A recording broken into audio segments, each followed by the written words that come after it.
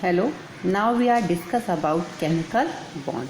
So student, we have seen the relationship between electronic configuration and valency of an element in the chapter inside the atom. Now you know that electronic configuration and valency. So noble gas do not form any chemical bond. Their electron octet or duplet is complete, while the atom with incomplete electron octet duplet form chemical bond.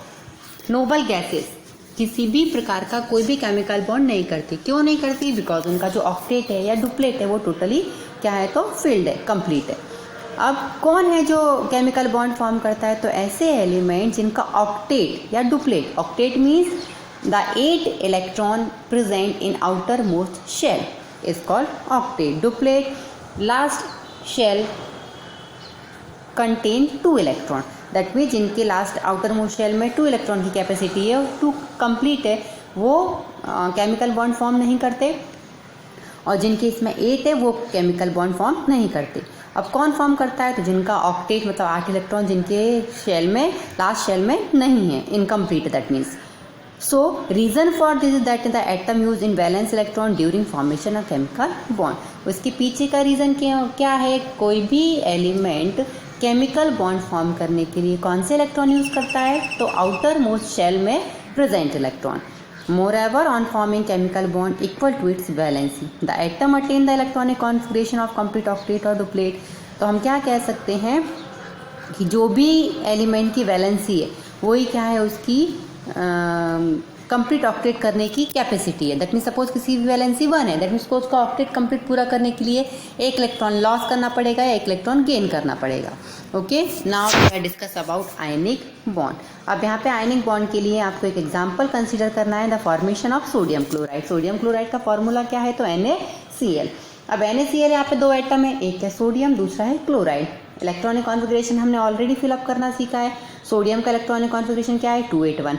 K Lm, K में 2, L में 8 और M में क्या है, तो 1. Similarly chlorine 70, electronic configuration क्या है? 287. अब यहाँ पे आप ऑब्जर्व करोगे कि सोडियम को अपना ऑक्टेट पूरा करने के लिए क्या चाहिए? या तो 1 इलेक्ट्रॉन को लॉस कर दे या फिर उसको 7 इलेक्ट्रॉन अटेन करने पड़ेंगे, गेन करने पड़ेंगे. सोडियम को कोई 7 इलेक्ट्रॉन दे, ये पॉसिबल नहीं है. तो उसके लिए ईजी क्या होगा कि वो 1 इलेक्ट्रॉन को डोनेट कर दे, किसी के साथ शेयर कर ले या डोनेट कर ले. सिमिलरली क्लोरीन को क्या चाहिए? उसके आउटर मोस्ट शेल में 7 इलेक्ट्रॉन है. 7 इलेक्ट्रॉन अगर उसके आउटर मोस्ट शेल में, दैट मीन्स उसको सिर्फ कितने इलेक्ट्रॉन चाहिए अपने ऑक्टेट पूरा करने के लिए? अपने 8 इलेक्ट्रॉन पूरा करने के लिए ओनली 1. तो क्या करेगा? Na के साथ क्या करेगा? शेयरिंग करेगा. अब शेयरिंग करने के लिए उसके पास क्या है? तो यहाँ पे आप देखो ये जो स्ट्रक्चर है, इस स्ट्रक्चर को ऑब्जर्व करो. यहाँ पे ये जो येलो वाला डायग्राम है ये किसका है? सोडियम का. इसके लास्ट शेल में जो रेड दिख रहा है आपको स्पॉट, वो एक्चुअली क्या है? लास्ट इलेक्ट्रॉन हम यहाँ पे शो ऑफ कर रहे हैं. तो इस इलेक्ट्रॉन को क्या करेगा? वो किसके साथ शेयर करेगा? क्लोरीन के साथ शेयर करेगा. जब इसको वो क्लोरीन के साथ शेयर करेगा या उसको देगा तो क्या हो जाएगा? अब यहाँ पे जो राइट साइड का जो स्ट्रक्चर है इसमें आप ऑब्जर्व करोगे कि क्लोरीन, सोडियम के इसमें क्या हो गया? 2,8, मतलब सोडियम का ऑक्टेट कंप्लीट हो गया. क्लोरीन का यहाँ ऑब्जर्व करेगा तो जब उसको ये रेड इलेक्ट्रॉन, लास्ट का इलेक्ट्रॉन उसको मिल गया तो उसके में भी क्या हो गया? 288. दैट मीन्स दोनों का जो ऑक्टेट है वो क्या हो गया? कंप्लीट हो गया. और इस तरह से क्या हो गया? दोनों केस में आयनिक बॉन्ड का फॉर्मेशन हो गया. तो ये क्या था आपका? Formation of ionic bond. अब जब सोडियम अपना 1 इलेक्ट्रॉन लॉस करेगा तो उसके ऊपर कौन सा चार्ज आ गया? प्लस. दैट मीन्स वो कटायन बन गया. क्लोराइड ने क्या किया? Cl ने क्या किया? 1 इलेक्ट्रॉन लिया. अब उसने लिया तो उसके पास 1 इलेक्ट्रॉन एक्स्ट्रा आ गया. एक्स्ट्रा आया तो उसके ऊपर कौन सा चार्ज लग गया? नेगेटिव. तो यहाँ पे 2 आयन बन गए, एक है कटायन और दूसरा कौन सा है? अनायन. इसलिए इसको हम क्या कहते हैं? Ionic bond.